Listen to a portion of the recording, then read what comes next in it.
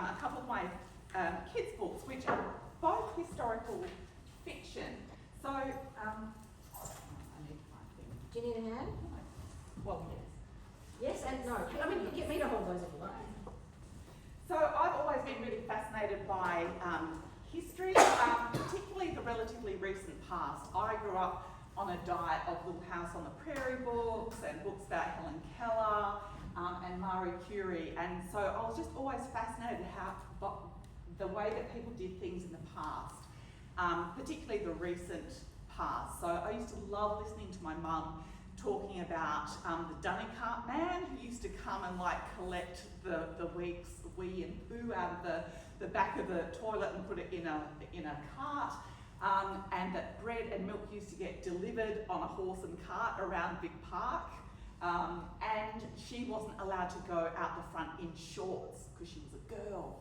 I was like, oh my God, imagine living like that. So I loved learning about history, and this is an extraordinary story. So this book is set in 1962, and it's amazing to me that the story of it isn't better known, because it really is the first time that Perth or Western Australia made it onto the international map. I only found out about it because the publisher from Wild Dog Books, who's based in the eastern states, needed a Western Australian writer. And she said, you know, we've got this idea for a picture book. And I said, well, but I don't write picture books. And she said, I think you can write this one. So I spent many happy hours in the State Library researching this event. And I never actually met the illustrators who had done this beautiful job in rendering. So they're so old school, they don't even have, I don't think they even have email, and all of their work is done on paper.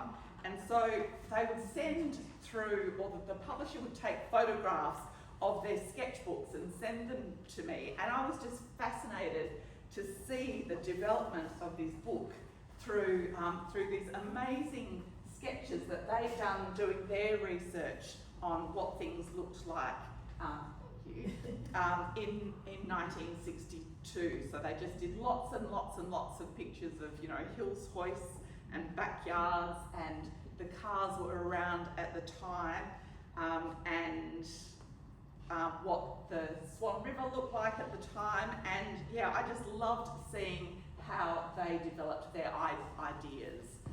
So I will, so when you're writing for kids, your first task is to put a child at the centre of the story. So your child really has to be the actor. They can't be kind of sitting back watching things.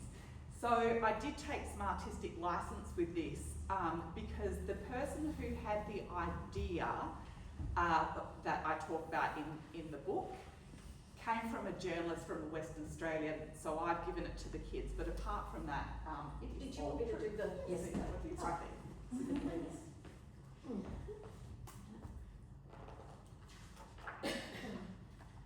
So I'll just read you the beginning so you can get an idea about what it's like, and he will show you the picture. Do my best. I haven't been trained as a teacher librarian, so I don't have to do that.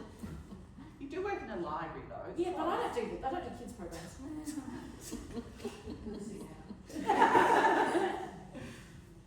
Here we are, in the place where we live, a city called Perth, Western Australia, the world, the universe. Perth is small, Western Australia is big, the world is bigger, the universe is biggest. An astronaut called John Glenn from the United States of America on the other side of the world is going to travel in a rocket ship in space around the whole Earth. He's going to fly over the place where we live on February the 20th, 1962. We'll be able to see a tiny light and we'll know that it's him. But will he know that we're here? We ask Mum and Dad and they say, no, we're too far away. We're too small. He won't be able to see us at all. An astronaut can only see the big things on Earth, huge things, giant things like the pyramids, the Amazon Amazon River, the Grand Canyon.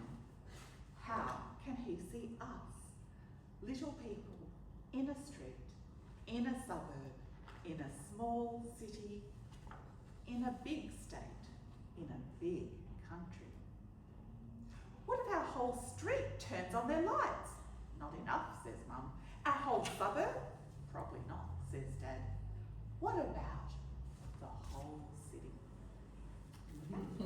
So, I'll have to buy it to see more of that.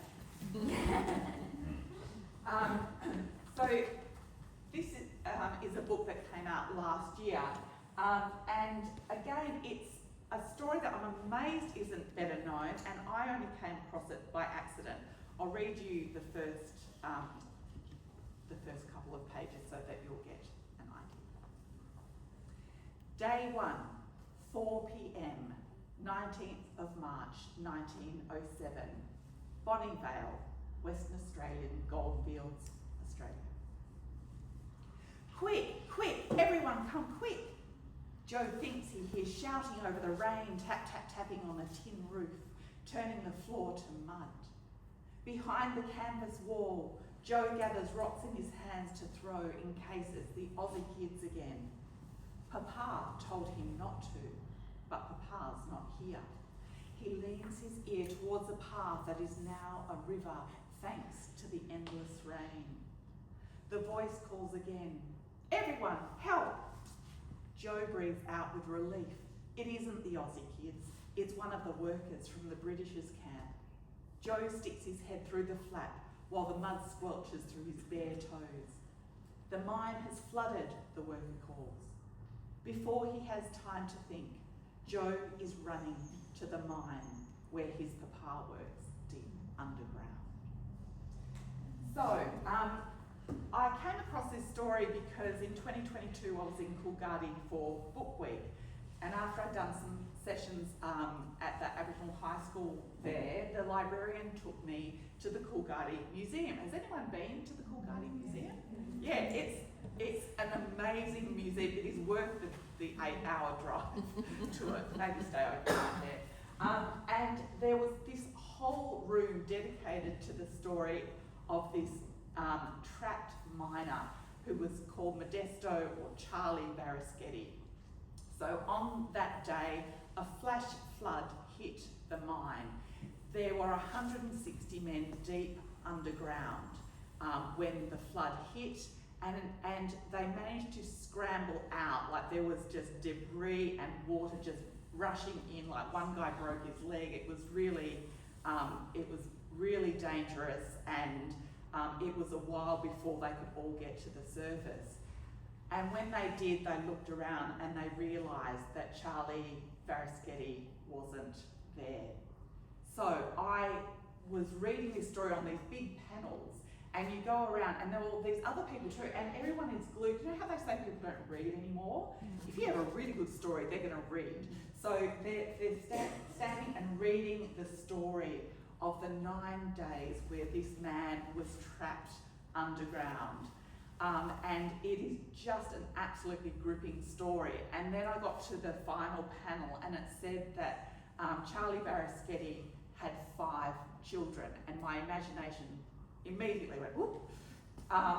So what happened was, I brought his eldest child out to Australia and made him a boy. But apart from that, everything in this story is true because it was reported all over the world. It was a sensation. So we've got lots of contemporary accounts. So it's 1907, so it's before electricity. So they bought this steam pump and started pumping water out of the mine, but the mine manager realised that that was never going to work. And they just thought that they were going to lose this man there.